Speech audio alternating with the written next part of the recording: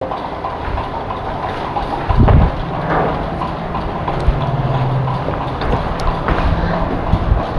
Everyone, this is Mahendra Singh on the behalf of defence Mantra. आज मैं आप लोगों के लिए एक ऐसा टॉपिक लेके आया हूं जिस टॉपिक के माध्यम से आप लोगों को ये पता चलेगा कि हमारी अर्थ का जन्म कैसे हुआ, किस समय हुआ और उस जन्म के दौरान या उस पर्टिकुलर जियोलॉजिकल टाइम स्केल में अर्थ की सरफेस पर क्या क्या बदलाव हुए, किन किन जीवों ने जन्म लिया और किन किन जीवों का अंत हुआ। ये सारी की सारी चीजें हम अर्थ के जियोलॉजिकल टाइम स्केल में समझेंगे और इसी के साथ हम अर्थ के ओरिजिन को भी बहुत अच्छे से समझेंगे। ये जो पर्टिकुलर टॉपिक है ये बहुत ही महत्वपूर्ण है क्योंकि ये हमें सिखाता है कि अर्थ का इंटीरियर जो कि क्रस्ट मेंटल कोर में डिवाइडेड है वो एग्जैक्टली कैसे फॉर्म्ड हुआ होगा और वास्तविकता में जितनी भी सेलेस्टियल बॉडी सोलर सिस्टम और इवन यूनिवर्स में पाई जाती हैं वो सारी की सारी स्फेरिकल क्यों है। इन सारी चीजों का कॉन्सेप्ट हमें यहीं पर समझ में आता है। पॉइंट समझ में आया? अब before starting with the session, हमारा जो पुराना टॉपिक था जिसमें हमने इंटीरियर ऑफ द अर्थ की बात करी थी या अर्थ के इंटरनल स्ट्रक्चर की बात करी थी, उसके कुछ क्वेश्चंस जो डीपीपी प्रैक्टिस है वो हमने नहीं की थी। तो इस सेशन को शुरू करने से पहले मैं वो क्वेश्चंस ले रहा हूं तो उनको हम जल्दी से सॉल्व कर लेते हैं। उसके बाद हम ये सेशन कंप्लीट करेंगे। तो वीडियो में लास्ट तक बने रहिएगा और चीजों को बहुत अच्छे से समझिएगा। जहां कहीं किसी प्रकार का कोई डाउट होता है तो आप कमेंट बॉक्स आपके लिए खुला हुआ है, वहां मैं आंसर जरूर करूंगा। चलिए तो हम शुरू करते हैं हमारे पहले क्वेश्चन से जो कि कुछ इस प्रकार से है। ये देखिए यहां पर एक मैच द कॉलम लिखा हुआ है रिगार्डिंग द डिसकंटिन्यूटी। तो अब डिसकंटिन्यूटी की बात यहां पर की गई है कि ये कौन सी डिसकंटिन्यूटी किस पर्टिकुलर प्लेस पर पाई जाती है। तो बेसिकली जब हम अर्थ के इंटरनल स्ट्रक्चर की बात करते हैं तो वास्तविकता में हमने 5 डिसकंटिन्यूटी के बारे में बात किया था। सबसे पहला जो डिसकंटिन्यूटी है वो क्रस्ट के अपर क्रस्ट और लोअर क्रस्ट के बीच में है जिसका नाम कोनार्ड था। फिर क्रस्ट और मेंटल के बीच में जो था वो मोहोरोविक था। फिर अपर मेंटल और लोअर मेंटल के बीच में जो था उसका नाम रैपिटी था। फिर मेंटल और कोर के बीच में जो था उसका नाम गुटेनबर्ग था। फिर अपर कोर और लोअर कोर के बीच में जो प्रेजेंट था उसका नाम लेमन डिसकंटिन्यूटी था। अगर मैंने पांचों बता दी तो आप यहां पर मैच कर लीजिए फटाफट कि अगर मोहोज की बात करी है तो मोहोज क्रस्ट एवं मेंटल के पास होगा, तो इनर क्रस्ट और आउटर मेंटल के पास होगा। ये ऑप्शन मुझे सही लग रहा है तो यहां पर हमने ये मैच कर दिया पहला। दूसरा गुटेनबर्ग की अगर बात करें तो मेंटल और कोर के बीच में होगा, इनर मेंटल और आउटर कोर के बीच में होना चाहिए। कोनार्ड की अगर बात की जा रही है तो वह आउटर और लोअर क्रस्ट के बीच में होना चाहिए। और लेमन की बात की जा रही है तो वह आउटर कोर और इनर कोर के बीच में होगा। यानी कि 1 2 3 4 मैच करते हुए नजर आ रहे हैं। 1 2 3 4 आंसर ए इज करेक्ट। मुझे नहीं लगता कि यहां पर किसी को किसी प्रकार का डाउट रहा होगा। हमने कुछ ऐसा डायग्राम बनाकर भी देखा था, डिसकंटिन्यूटीज की बात की थी। कुछ ऐसे करके हम 4-5 डिसकंटिन्यूटीज बनाते हैं और वो सारी की सारी हमने उस लेक्चर में कवर करी थी। अगर कहीं कोई डाउट हो तो लेक्चर जरूर देखिएगा। दूसरे क्वेश्चन पे चलते हैं फटाफट से। ठीक है, यहां पर लिखा हुआ है विच one of the following evidences provided the information about earth interior composition. मैंने आप लोगों को पहले ही बताया था कि अर्थ के इंटरनल स्ट्रक्चर को हम जाके तो नहीं देख सकते, ना ही हमारे पास अभी कोई ऐसी टेक्नोलॉजी आई है जिसके माध्यम से हम डायरेक्टली उस चीज को फील कर सके। पर there are lots of direct and indirect sources जो हमें यह बताते हैं कि अर्थ का इंटरनल स्ट्रक्चर कैसा है। तो यहां पर हम देख लेते हैं ओशन ड्रिलिंग नहीं कर नहीं सकते।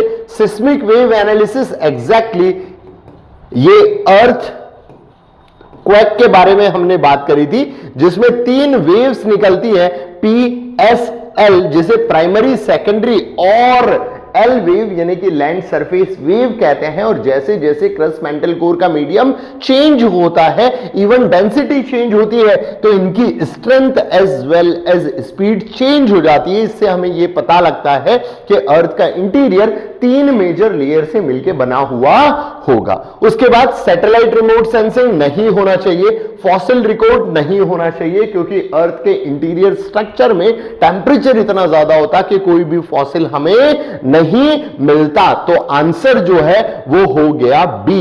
नेक्स्ट क्वेश्चन पे चलते हैं फटाफट without wasting time. Which layer of the earth is partially मॉल्टन?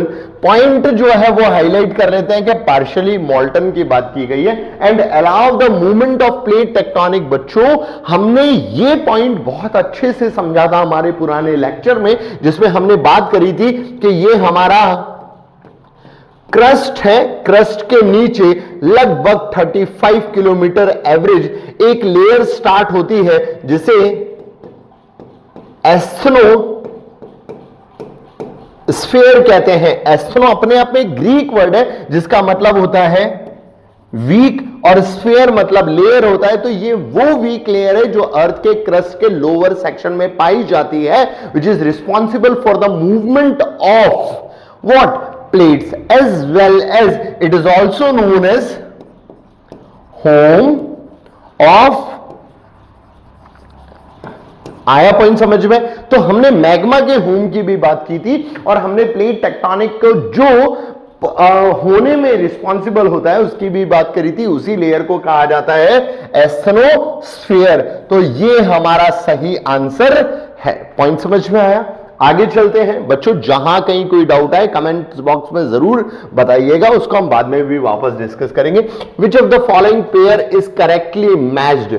बच्चों क्वेश्चन सॉल्व करने का एक और बहुत बढ़िया तरीका यही होता है कि जो एग्जैक्टली पूछा है उसको आप हाईलाइट कर लो, ताकि बाद में, जैसे कई बार होता है ना, विच one of the following is correct, not correct, तो ऐसी चीजों में हमें कई बार कंफ्यूजन हो जाता है। तो वो जो क्वेश्चन पूछा है ना एग्जैक्टली उसको हाईलाइट कर लेना चाहिए। तो क्रस्ट जो है हमें यहां पर करेक्टली मैच्ड की बात की गई है, और कंपोजिशन के बारे में पूछा है। तो अगर हम क्रस्ट की बात करते हैं तो इसे हम सियाल कहते हैं, अगर हम मेंटल की बात करते हैं तो इसे हम सीमा कहते हैं, अगर हम कोर की बात करते हैं तो इसे हम निफे कहते हैं।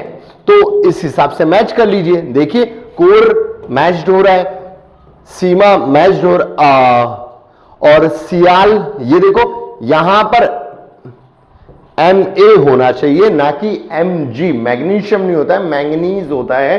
तो ये पॉइंट आप लोगों को याद रखना है। तो first and C, A and C, only A and C dominantly की अगर बात की जाए तो ये उसका कंपोजिशन है, ये उसमें पाया जाता है। अगेन नेक्स्ट क्वेश्चन पर चलते हैं। चलिए, विच one of the following statement regarding the earth core is correct? यानी कि करेक्ट की बात की गई है, और पूछा किसके बारे में गया है? कोर। सबसे पहली चीज इनर मोस्ट होता है। कंपोज्ड की अगर बात करें, अभी देखा निफे इसमें पाया जाता है, मतलब ये तो गलत हो गया। इट जनरेट अर्थ मैग्नेट, अब निफे है तो ये मैग्नेटिज्म के पीछे रिस्पॉन्सिबल होता है, तो ये वाला चीज जो है वो सही हो गया। It is the lowest temperature among all layer, नहीं, हमें पता है कि जैसे जैसे हम सरफेस से टुवर्ड्स द सेंटर जाते हैं, कहां से?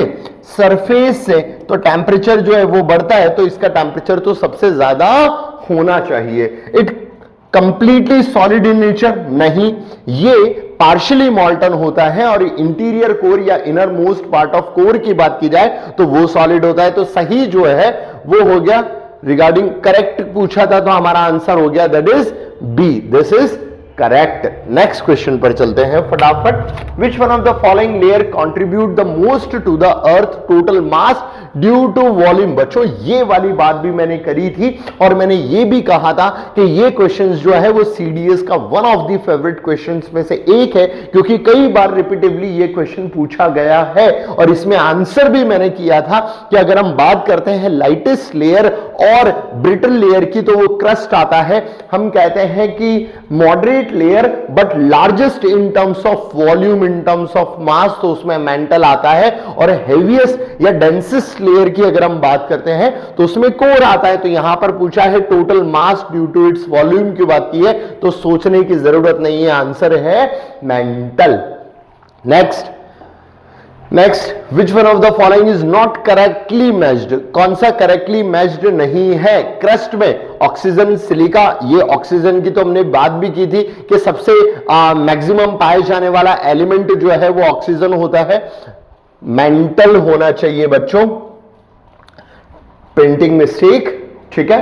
और फिर अगर मेंटल की बात करें तो सिलिका, मैग्नीशियम, और आउटर कोर की बात करें तो सॉलिड आयरन एंड निकल। पर आउटर कोर में सॉलिड आयरन नहीं होता है, आउटर कोर में स्लाइटली मॉल्टन होगा। आया पॉइंट समझ में? क्योंकि इनर कोर जो होता है वो सॉलिड है। अगर आप कंपोजिशन को ध्यान से देखें तो हमने कुछ क्रस्ट, मेंटल, कोर ऐसा पढ़ा था।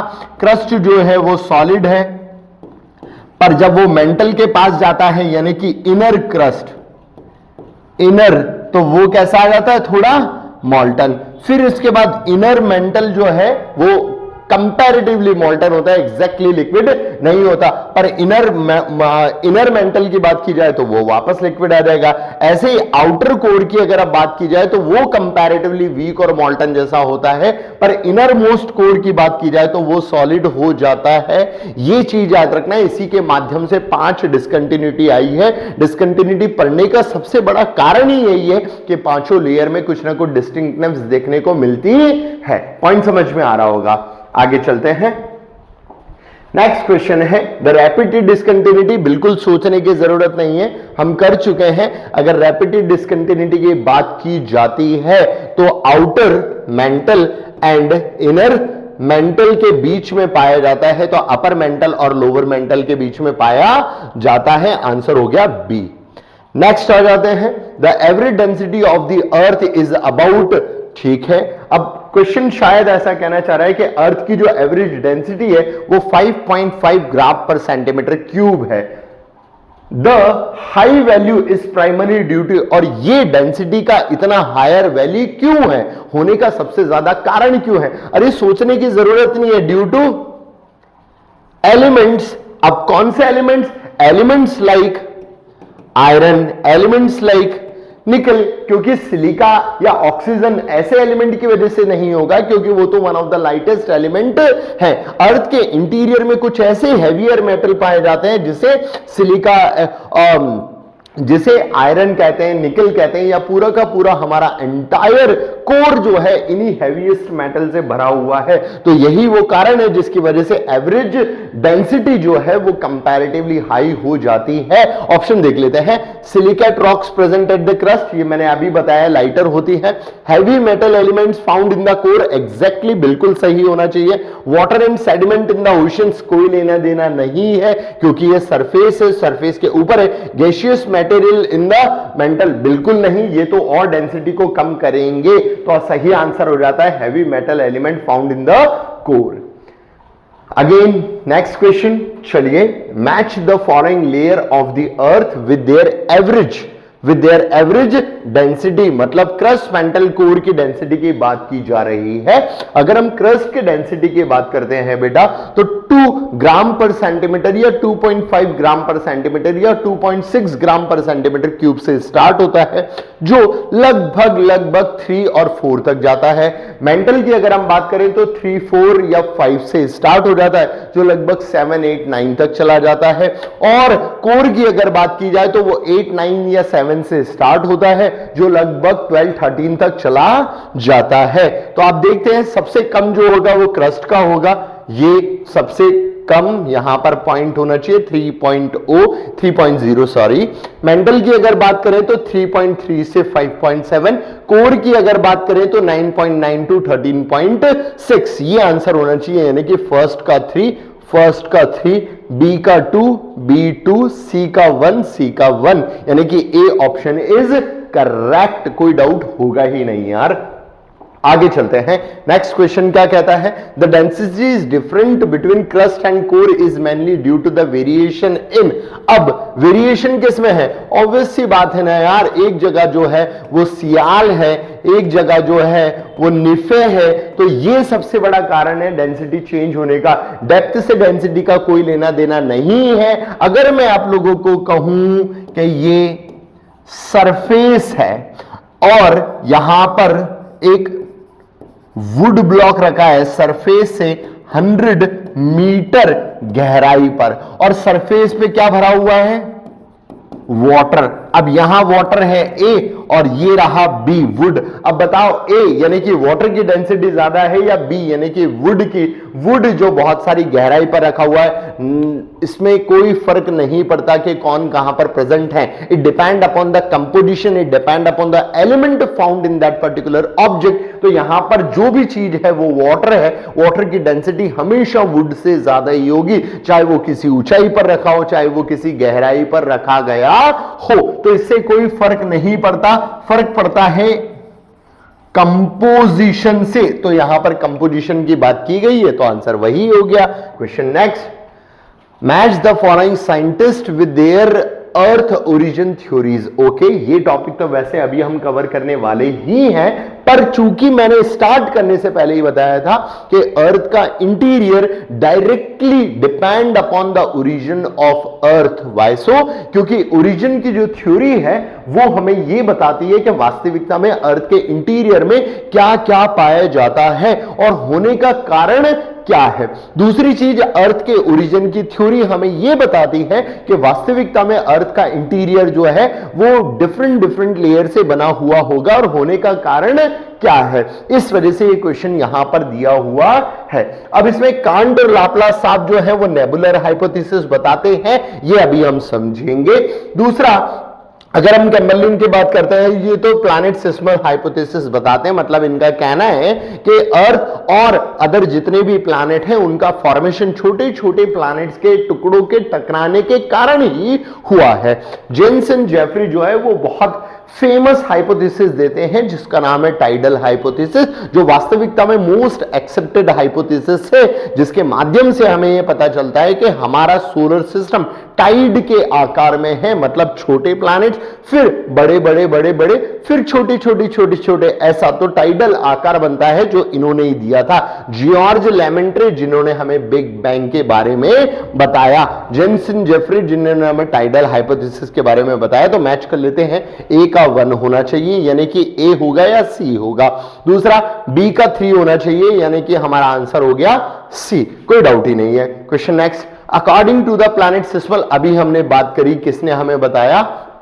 कैम्बर्लिन साहब ने हमें बताया, जो कहते हैं कि बहुत सारे छोटे छोटे प्लैनेट जो थे, एग्रीगेशन ऑफ स्मॉल स्मॉल, ये देखो फर्स्ट वाले ही लिखा हुआ है कि बहुत सारे छोटे छोटे प्लैनेट्स के टुकड़े जो है वो एक साथ इकट्ठे हुए, टकराने के कारण एक नया ऑब्जेक्ट फॉर्म्ड हुआ, उसी को प्लैनेट या स्टार नाम दिया गया।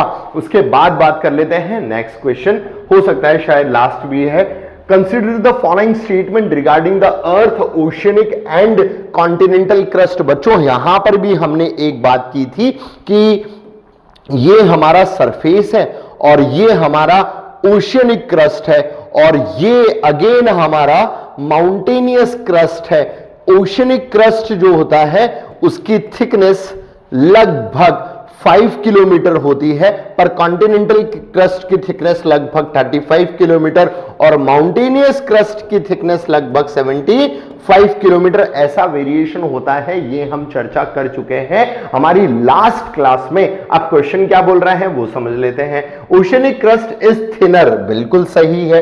डेंसर देन कॉन्टिनेंटल क्रस्ट, ये बात भी बिल्कुल सही है, क्योंकि जैसे जैसे हम अंदर जाते हैं डेंसिटी बढ़ती चली जाती है। Oceanic crust is mainly composed of basaltic या हेवियर रॉक्स, बिल्कुल सही है। While continental crust is made up of granite and lighter rocks, बिल्कुल सही है। नेक्स्ट लिखा हुआ है continental crust is thicker less dense compare to the oceanic crust, ये भी बिल्कुल सही है। तीनों बातें अभी हमने की, यानी कि ऑल 1, 2 एंड 3 आंसर होगा, कोई डाउट की गुंजाइश ही नहीं है। आशा करता हूं ये सारे क्वेश्चंस आपसे बने भी होंगे और कोई डाउट भी नहीं आया होगा, और हमारी जो लास्ट क्लास है वो आपके लिए इन क्वेश्चंस को सॉल्व करने में बहुत हेल्पफुल रही होगी। पॉइंट समझ में आया?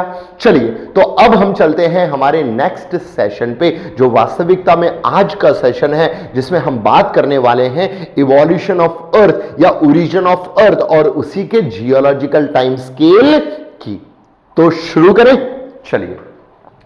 ये है ये है हमारी आज की heading, origin of earth and it's geological history. Geological history का बेसिकली मतलब होता है बेटा कि कब कौन सी चीज का जन्म हुआ और उसी पर्टिकुलर समय अर्थ की सरफेस पर क्या हो रहा था। इसी पर्टिकुलर हिस्ट्री को जियोलॉजिकल हिस्ट्री की बात की जाती है। बेसिकली हिस्ट्री जो होता है वो हमें पास्ट के बारे में बताता है, पर जब जियोलॉजिकल वर्ड यूज कर लिया जाता है it means it is that particular logical history which defines the history of earth या अर्थ के इवोल्यूशन की गाथा सुनाती है। इस वजह से इसको नाम दिया गया geological history of earth origin या अर्थ के इवोल्यूशन की। पॉइंट समझ में आया? अब हम बात करते हैं अर्थ के ओरिजिन की, तो उससे संबंधित बहुत सारी थ्योरीज आती हैं। अब यहां पर एक वर्ड आएगा बेटा, एक होता है थ्योरीज और एक होता है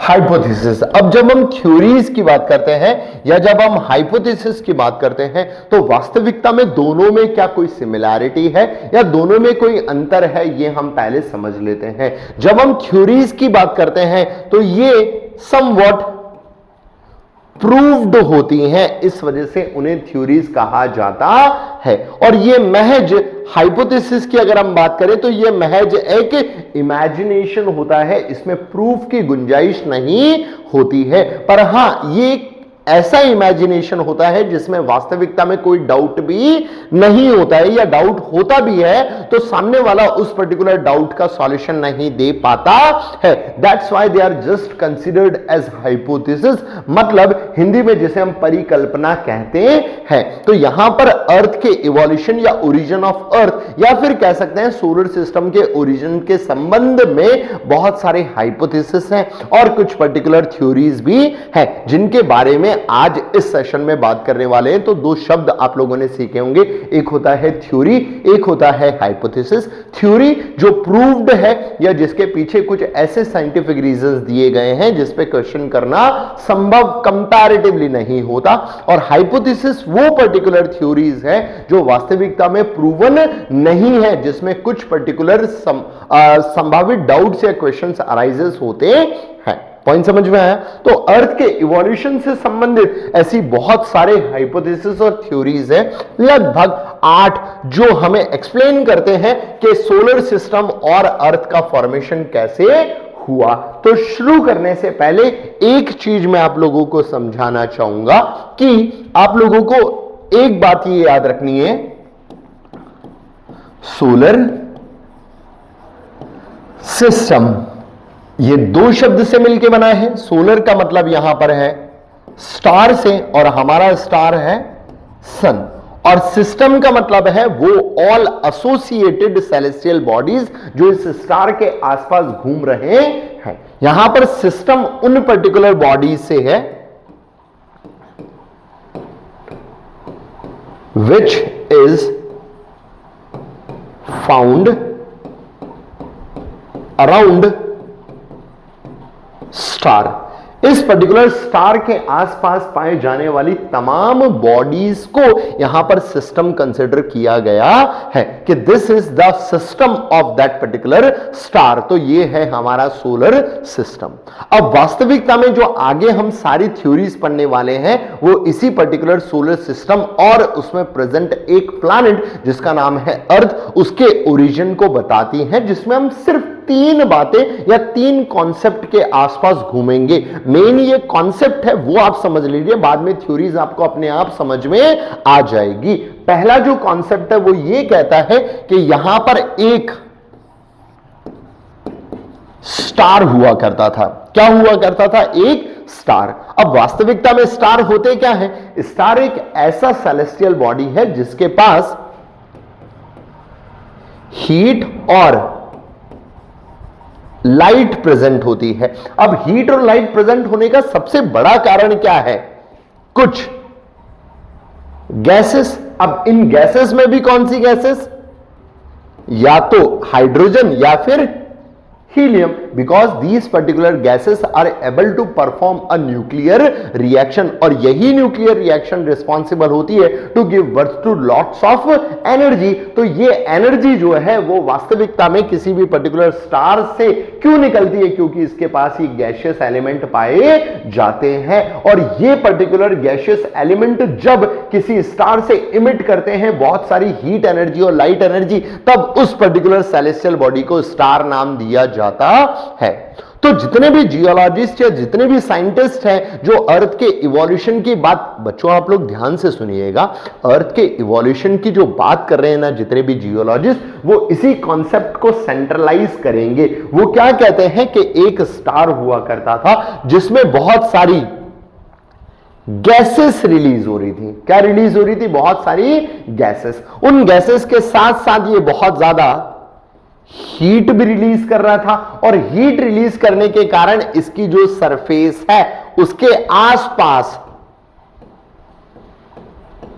मॉल्टन लावा या फिर रॉक्स अवेलेबल थी, और ये rocks due to the rotation of this particular star इससे इजेक्ट आउट हो जाती हैं। मैंने एक चीज आपको बताई कि ये स्टार हॉट गैसेस से बना हुआ है जो बहुत सारी हीट एनर्जी इमिट कर रहा है। इसी हीट के कारण इसके आसपास पाए जाने वाले कुछ रॉक्स एंड डेब्रिस अपने मॉल्टन स्टेट में आ जाते हैं, और उसी मॉल्टन स्टेट में होने के कारण जब ये रोटेट करता है तो वो इजेक्ट हो जाते हैं। पॉइंट समझ में आया? एक कॉन्सेप्ट ये है। दूसरा कॉन्सेप्ट ये है कि एक जो स्टार है वो अपनी जगह पर रहता है, पर यहां पर एक और रैंडम स्टार आता है, एक और रैंडम स्टार आता है, और उस रैंडम स्टार के इंटरेक्शन के कारण या फिर इन दोनों के म्यूचुअल ग्रेविटेशनल फोर्स के कारण कुछ पार्ट्स जो है वो टूट जाते हैं, और वो कुछ पर्टिकुलर पार्ट्स, कुछ जो पर्टिकुलर पार्ट्स हैं वो यहां पर इकट्ठे हो जाते हैं, और इकट्ठे होने के कारण एक नई सेलेस्टियल बॉडी बना लेते हैं जिन्हें हम बाद में किसी एक पर्टिकुलर प्लैनेट का नाम देते हैं। तो एक कॉन्सेप्ट ये है, दूसरा कॉन्सेप्ट ये है। तीसरा कॉन्सेप्ट क्या है कि ये जो स्टार है वो हॉट गैसेस से मिलकर बना हुआ है, और वो जो इजेक्ट करता है वो भी बहुत सारी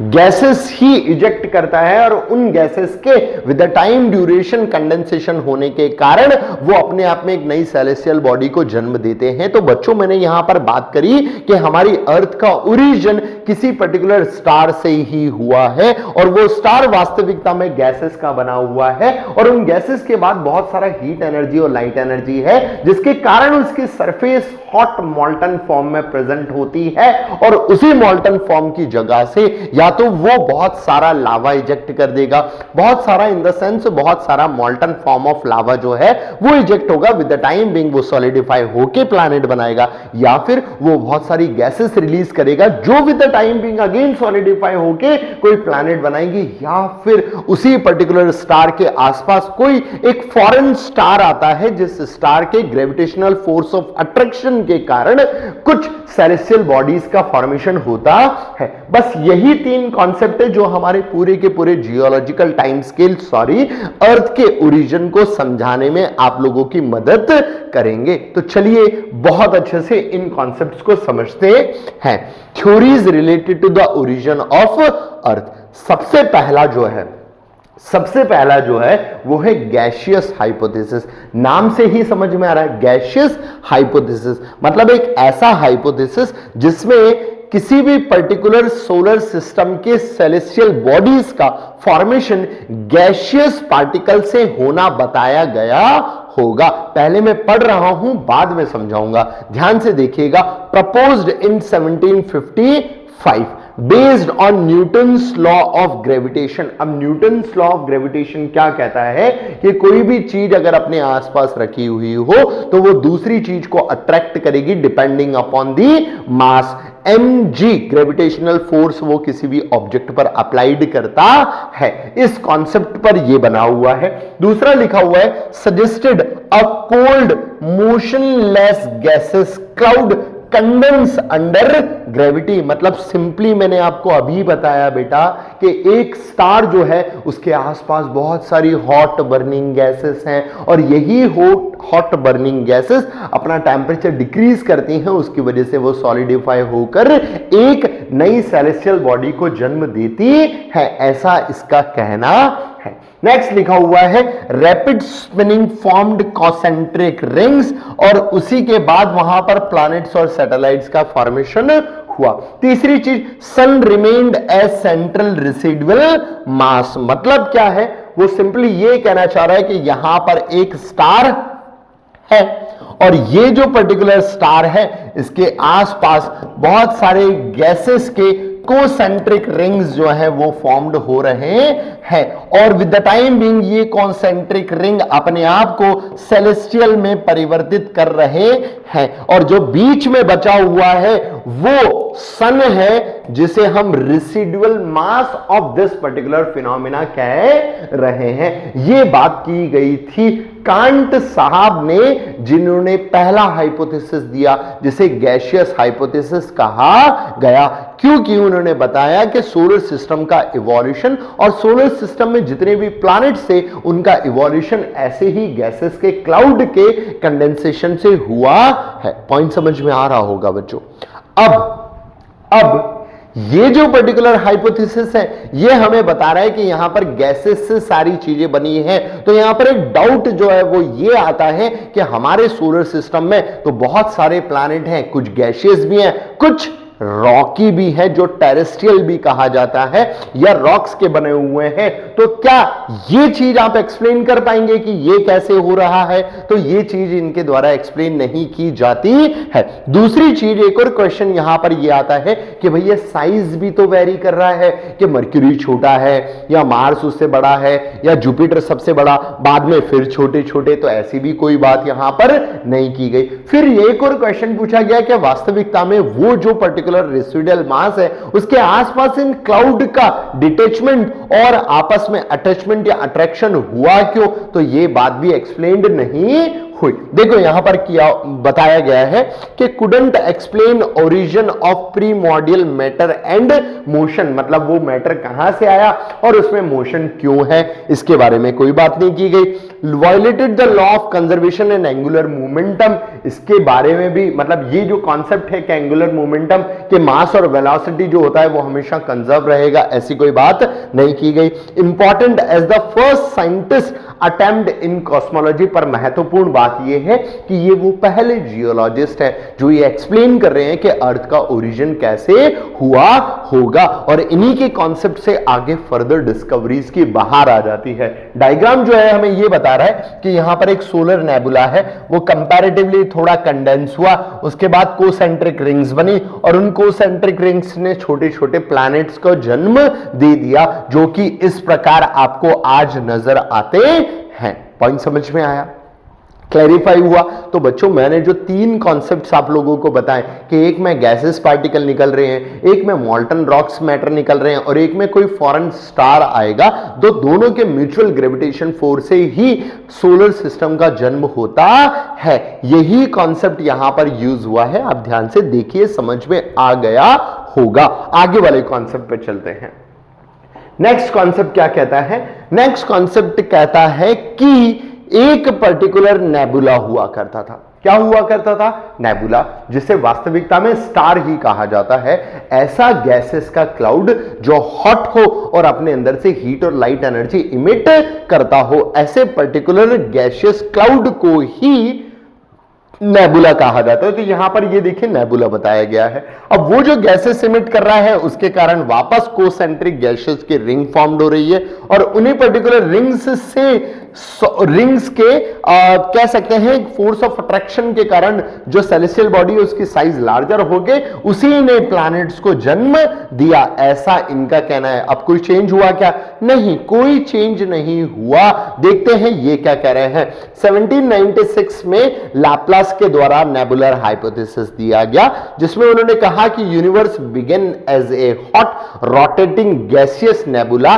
दैट कूल्ड एंड कॉन्ट्रैक्टेड और कॉन्ट्रैक्शन इंक्रीज्ड रोटेशनल स्पीड और सेंट्रीफ्यूगल फोर्सेस फॉर्म्ड रिंग्स, और वही रिंग्स बाद में कंडेंस हुई और उन्होंने प्लैनेट्स को फॉर्म्ड किया, और सेंट्रल मास जो था उसे सन नाम दिया गया। क्लियर? कोई अंतर बताया क्या?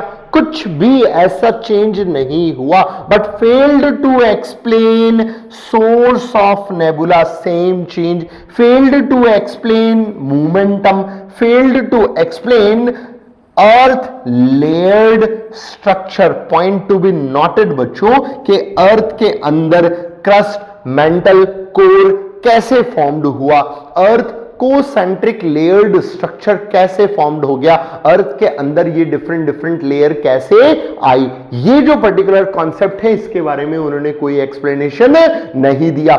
शुरू करने से पहले मैंने आपको बताया था कि अर्थ का ओरिजिन इस बात का रिजल्ट है या इस बात का प्रमाण है कि अर्थ का इंटरनल स्ट्रक्चर 3 डिफरेंट लेयर से बना हुआ है या मल्टी लेयर्ड से बना हुआ है। क्योंकि ये कॉन्सेप्ट हमें ये बताता है तो ये उस चीज को एक्सप्लेन नहीं कर पा रहे हैं, तो इस वजह से इस हाइपोथेसिस को भी कह सकते हैं कि रिजेक्ट कर दिया। नेक्स्ट हाइपोथेसिस की तरफ चलते हैं। थर्ड हाइपोथेसिस क्या कहते हैं? थर्ड हाइपोथेसिस जिसके बारे में अभी हमने क्वेश्चंस में भी बात कर ली थी कि प्लैनेट सिस्टम हाइपोथेसिस जो है वो किम्बरलिन साहब का, वो क्या कहता है। अब यहां पर जो पॉइंट आता है, मैंने जो आपको अभी 3 कॉन्सेप्ट समझाए कि एक पर्टिकुलर स्टार है जो बहुत ज्यादा हॉट है और इमिट कर रहा है light as well as heat, और इसी हीट और लाइट एनर्जी के कारण इसकी सरफेस पे बहुत सारे छोटे छोटे टुकड़े एसोसिएटेड हैं, और यही टुकड़े due to rotation and revolution बाहर चले जाते हैं। तो यहां पर ये टुकड़े पहुंच जाते हैं। किसके टुकड़े हैं? रॉक्स के टुकड़े हैं या मॉल्टन लावा और मैग्मा के टुकड़े हैं, और यही रॉक्स के टुकड़े एक दूसरे पर फोर्स ऑफ अट्रैक्शन लगाते हैं, जिसके कारण एक नई लार्जर सेलेस्टियल बॉडी का जन्म होता है और उसी को प्लैनेट नाम दिया जाता है। अब ये जो पर्टिकुलर प्लैनेट है इनका फॉर्मेशन किससे हुआ? प्लैनेट के छोटे छोटे टुकड़ों से। That's why this particular hypothesis uses the word planetesimal। देखिए यहां पर कहा गया है ड्यूलिस्टिक कॉन्सेप्ट है इन्वॉल्विंग 2 स्टार, एक था प्रोटोसन, दूसरा है companion star. Companion stars gravity pulled small particles from the protosun. Point समझ में आया? Next, these particle planetesimal's to form new planets or larger planetesimals attracted smaller one and forming new celestial bodies. Proto-sun evolved in the present day as sun, but explained the planetary formation via this particular कह सकते हैं कि accumulation mechanism से इन्होंने explain किया कि planets का formation हुआ है। पॉइंट समझ में आया? अब यहां पर इन्होंने जो कंसेप्ट लिया उसमें एक नहीं, एक नेबुला नहीं, 2 पर्टिकुलर सन की बात की गई है कि 2 एडजेसेंट सन जो है वो एक दूसरे की तरफ आते हैं और फोर्स ऑफ अट्रैक्शन के कारण चीजें अट्रैक्ट हो जाती हैं। जेम्स एंड जेफरी ने भी सेम कॉन्सेप्ट दिया जिसे टाइडल हाइपोथेसिस नाम दिया गया है। यहां पर तक आपको चीजें समझ में आई होंगी। अब यहीं से आपको एक चीज याद रखनी है बेटा कि जब प्लैनेट्स के छोटे छोटे टुकड़े एक दूसरे से जब टकरा रहे थे तो उनके टकराव के कारण म्यूचुअल कॉलिजन के कारण जो नई सेलेस्टियल बॉडी बनी उसका टेम्परेचर भी बहुत ज्यादा था, और टेम्परेचर बहुत ज्यादा के होने के कारण वो मॉल्टन फॉर्म में आ गई, और मॉल्टन फॉर्म में आने के कारण उनका इंटीरियर जो है वो कुछ हाई टेम्परेचर पे मॉल्टन फॉर्म में प्रेजेंट हुआ। उसके बाद चीजें और बढ़ती गई, टकराव और बढ़ती गई, तो उनकी अपर लेयर्स का भी फॉर्मेशन हुआ जो डायरेक्टली एटमॉस्फेयर में कांटेक्ट में आने के कारण सॉलिडिफाई हो गई, पर interior remains in the molten form. ये पॉइंट भी याद रखना। This is the main reason behind the formation of layered structure of earth as well as the different planets found in the solar system or we can say in the universe। Point समझ में आया होगा। चलिए आगे की concepts देखते हैं।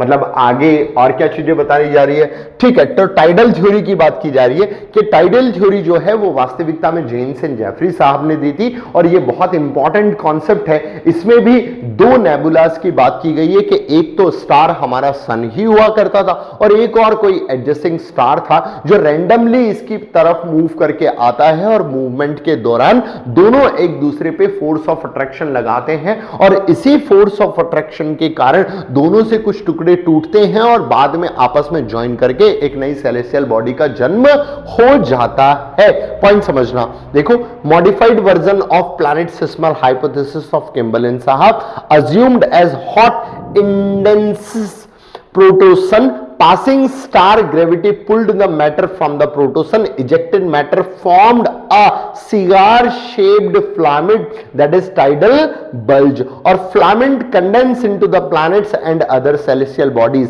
explain the planetary size distribution and distances। और इनके द्वारा जो बहुत इंपॉर्टेंट बात बताई गई वो ये थी कि वास्तविकता में प्लैनेट्स की साइज जो है उसमें अंतर क्यों है, और एज वेल एज इन्होंने ये भी बताया कि प्लैनेट जो है वो कौन कितनी दूरी पर है, उसका कारण क्या है।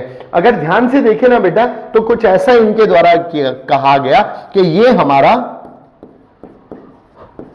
प्रोटोसन था, और ये एक और नेबुला नंबर 2 है जो रैंडमली मूव करके आ रहा है, और उसका पाथ ये है।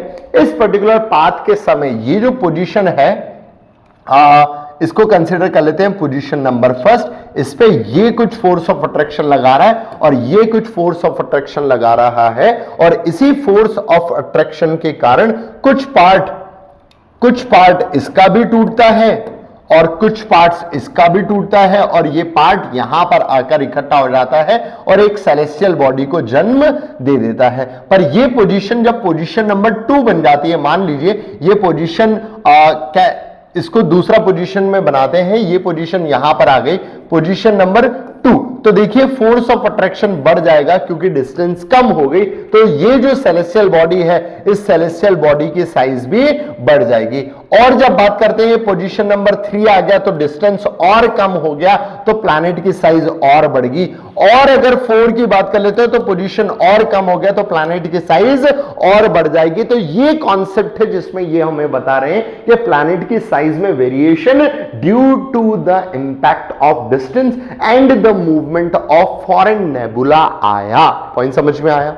तो ये था टाइडल हाइपोथेसिस जो जेम्स एंड जेफरी साहब ने दिया था। अब मैं इनिशियली आपको बता चुका हूं बच्चों कि ग्रेविटेशनल फोर्स के कारण हो रहा होगा, दो के इंटरेक्शन से हो रहा होगा, या गैसेस से हो रहा होगा, या उसकी सरफेस से इजेक्ट होने वाले छोटे छोटे डिब्रिट्स और मॉल्टन फॉर्म ऑफ लावा और मैग्मा से हो रहा होगा। तो यही 3 कॉन्सेप्ट के इर्द गिर्द सारे ओरिजिन के कॉन्सेप्ट घूम रहे हैं। हमने बहुत अच्छे से ये समझ लिए।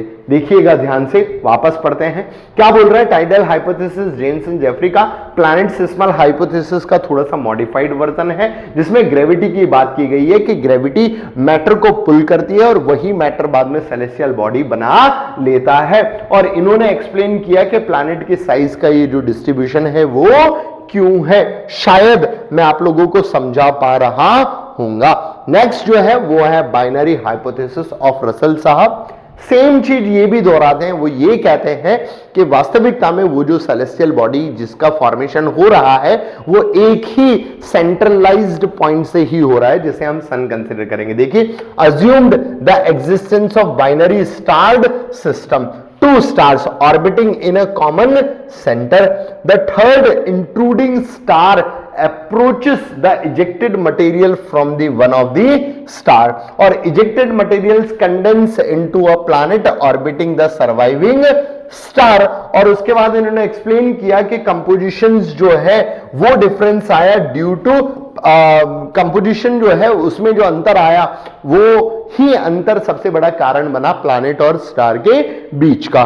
नेक्स्ट बोल रहा है failed to explain the fate of the introducing star and ejected star. मतलब वो ये नहीं बता पा रहे हैं कि वास्तविकता में जो इंट्रोड्यूसिंग जो इंट्रूडिंग स्टार था वो वास्तविकता में किस चीज का बना हुआ था और उसका क्या इंपैक्ट रहा, और जो हमारा एग्जिस्टिंग स्टार था उसका कंपोजिशन क्या है और उससे वास्तविकता में क्या इंपैक्ट पड़ा। तो कॉन्सेप्ट सारे सेम ही है, सब लोग एक ही चीज कह रहे हैं, पर थ्योरी क्या है और उसको देने वाले का नाम क्या है, ये हमारे एग्जाम के पॉइंट ऑफ व्यू से बहुत ज्यादा इंपॉर्टेंट है। जैसे जेम्स एंड जेफरी साहब टाइडल की बात कर रहे हैं, कांट साहब जो है वो गैसेस की बात कर रहे हैं, और लाप्लास साहब जो है वो नेबुलर की बात कर रहे हैं, किमलिन साहब जो है वो प्लैनेटसिमल की बात कर रहे हैं। तो ये सारे कॉन्सेप्ट किसके द्वारा दिए जा रहे हैं, ये चीज बहुत महत्वपूर्ण है जो एग्जाम पॉइंट ऑफ व्यू से इंपॉर्टेंट है। बाकी कॉन्सेप्ट लगभग सभी का सेम ही है। नेक्स्ट, सुपरनोवा हाइपोथेसिस जो फ्रेड होयल साहब के द्वारा बताया गया। अब वास्तविकता में सुपरनोवा एक ऐसी स्टेज होती है स्टार की जिसमें वो ह्यूज एक्सप्लोजन करता है। जैसे एक वर्ड सुना होगा आपने, बैंग, ऋतिक रोशन साहब की एक मूवी है बैंग बैंग, तो उसमें जैसे ही वो बैंग वर्ड यूज करते हैं तो एक बड़ा एक्सप्लोजन होता है। तो उसी से आप समझ सकते हैं कि supernova is nothing but it is a huge explosion. अब किसी भी पर्टिकुलर चीज में कोई एक्सप्लोजन हो रहा है तो गारंटेड है उसके आसपास बहुत सारे रिमेनेंट जो है वो इजेक्ट आउट होंगे, और वही इजेक्टेड रिमेनेंट जो है बच्चों वो वास्तविकता में एक नई सेलेस्टियल बॉडीज को जन्म देते हैं, ऐसा ये कॉन्सेप्ट कह रहा है। देखते हैं, initially 2 star, primitive star and companion star.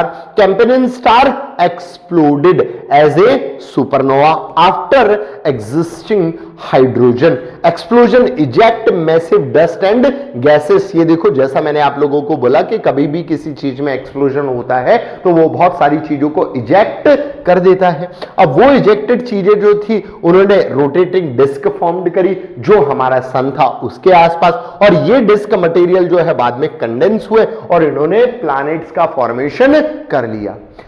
Same चीज है, अलग व्यक्ति ने अलग तरीके से एक्सप्लेन कर दिया, इस वजह से वो अपने आप में एक ओरिजिन की थ्योरी का साइंटिस्ट बन गया।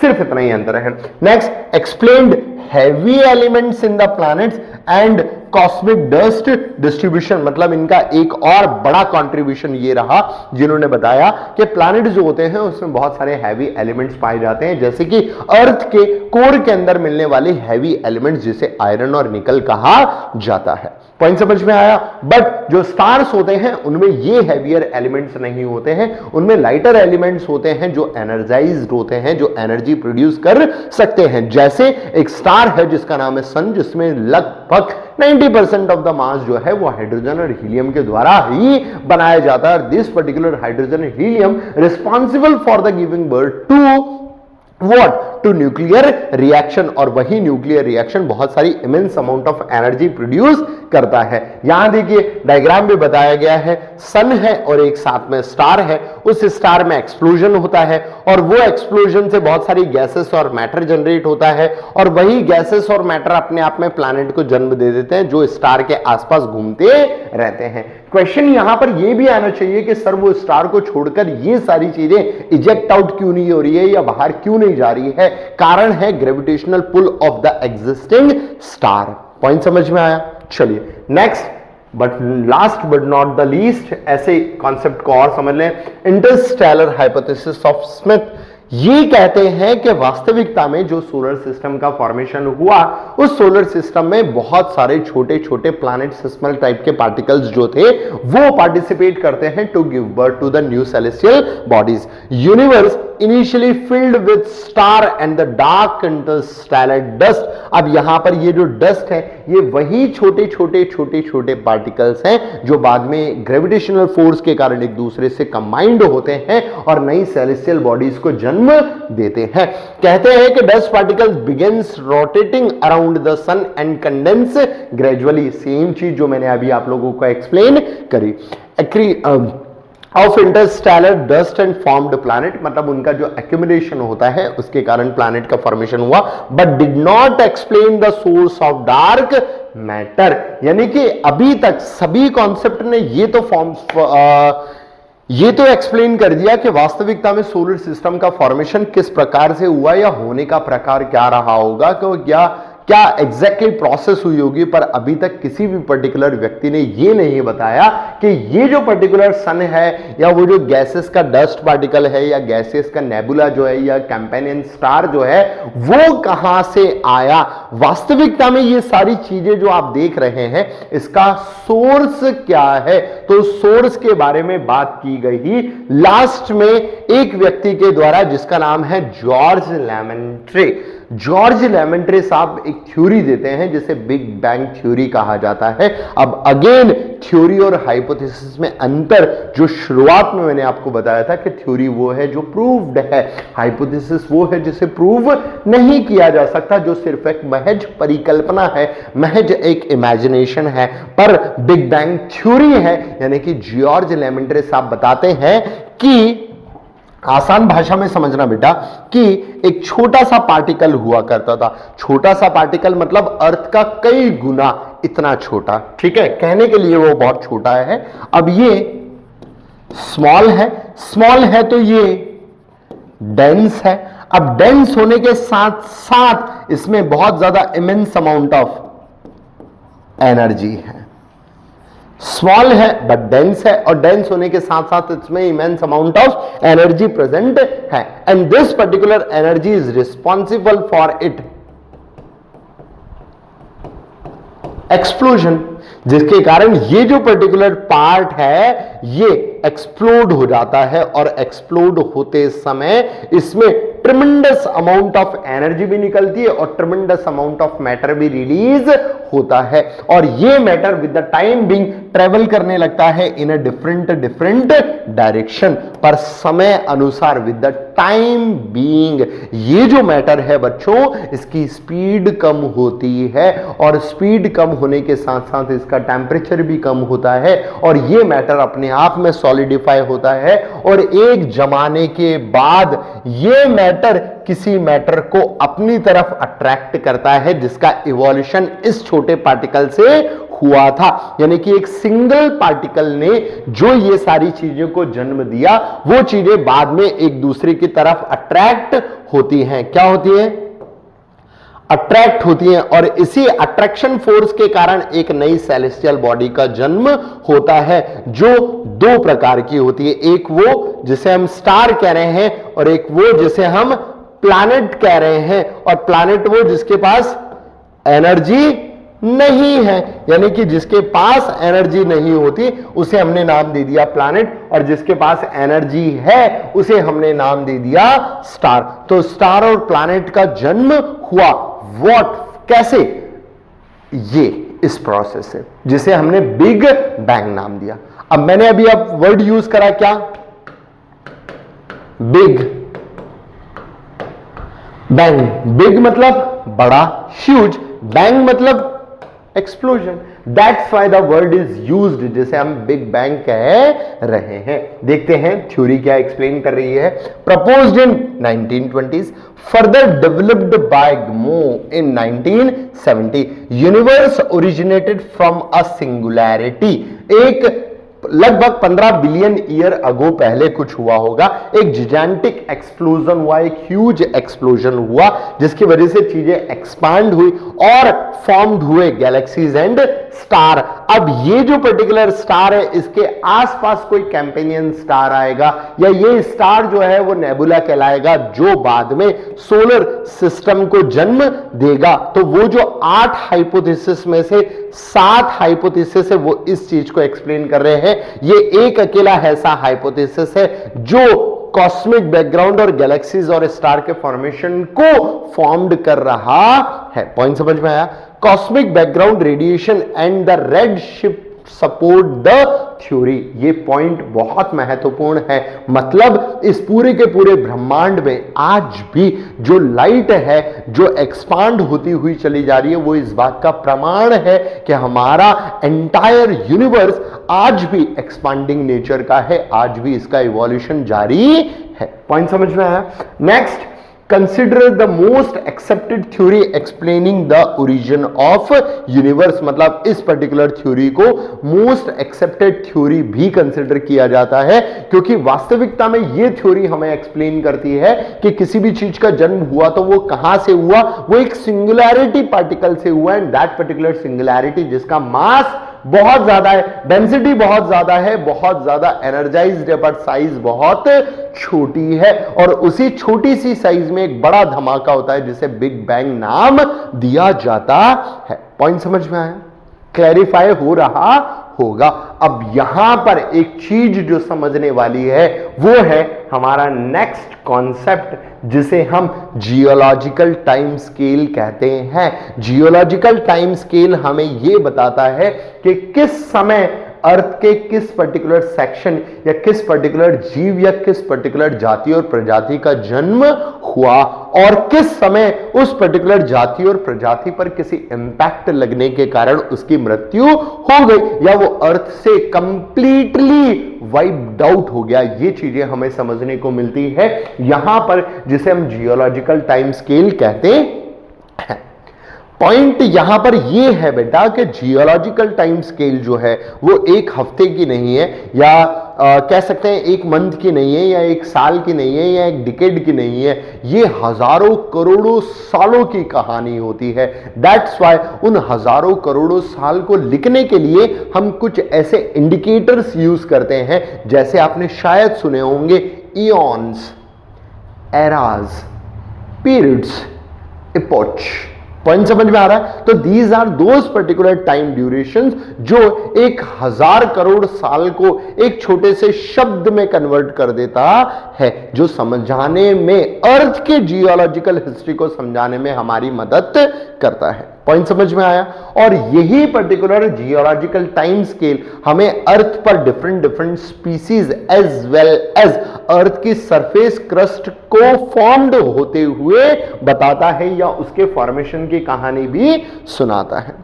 Before starting with this concept, पहले वापस से यह समझिए कि हमारी अर्थ यहां तक पहुंचने से पहले हम एक सिंगुलैरिटी पार्टिकल पर थे। इस सिंगुलैरिटी पार्टिकल में बिग बैंग हुआ, और इस बिग बैंग के कारण यहां पर कह सकते हैं कि मैनी पार्टिकल्स का फॉर्मेशन हुआ, और इन मैनी पार्टिकल्स पे बाद में टेम्परेचर कम हुआ, और टेम्परेचर कम होने के कारण दे स्टार्ट सॉलिडिफाइंग, और ये जब सॉलिडिफाई हुए तो इनका मास इंक्रीज हुआ, और मास इंक्रीज होने के कारण इनके पास ग्रेविटेशन आया, और इसी ग्रेविटेशन ने बाद में चीजों को अट्रैक्ट किया, और इस अट्रैक्शन के कारण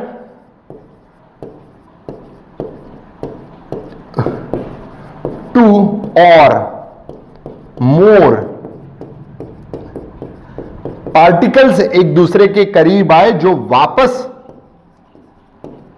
एक दूसरे से कोलाइड हुए, और इसी कॉलिजन के कारण यहां पर जो सेलेस्टियल बॉडी है उसका टेम्परेचर अगेन राइज अप हुआ, जिसके कारण एक नई सेलेस्टियल बॉडी का जन्म हुआ, जिसका टेम्परेचर भी बहुत ज्यादा है और अपने आप को किस फॉर्म में लेके आ चुकी है? मॉल्टन फॉर्म में ला चुकी है। Again with the time being collision भी रुक गए, जिसके कारण ये सेलेस्टियल बॉडी सॉलिडिफाई हुई, और सॉलिडिफाई होने के बाद एक स्ट्रक्चर फॉर्म्ड कर दी है, जिसे हम लेयर्ड स्ट्रक्चर कहते हैं, या जिसे हम अर्थ या प्लैनेट कहते हैं। तो ये पर्टिकुलर पूरी की पूरी प्रोसेस हुई है बेटा। अब इस प्रोसेस के दौरान, इस प्रोसेस के दौर में अलग अलग समय पर अलग अलग चीजों का फॉर्मेशन हो रहा है।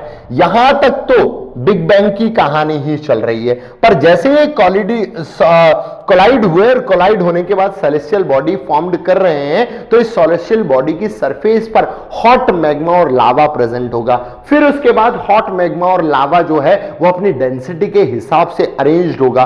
फिर उसके बाद उसकी अपर मोस्ट सरफेस जो है वो सॉलिडिफाई होगी और क्रस्ट का फॉर्मेशन होगा, और उस पर्टिकुलर क्रस्ट पर नई नई चीजों का इवोल्यूशन होगा। हाइड्रोस्फीयर भी बनेगा और एटमॉस्फेयर भी बनेगा, और ये तीनों स्फीयर्स आपस में इंटरेक्ट करने के बाद लाइफ को जनरेट भी करेंगे। तो यही जियोलॉजिकल टाइम स्केल अब हम आगे पढ़ने जा रहे हैं, ध्यान से देखिएगा।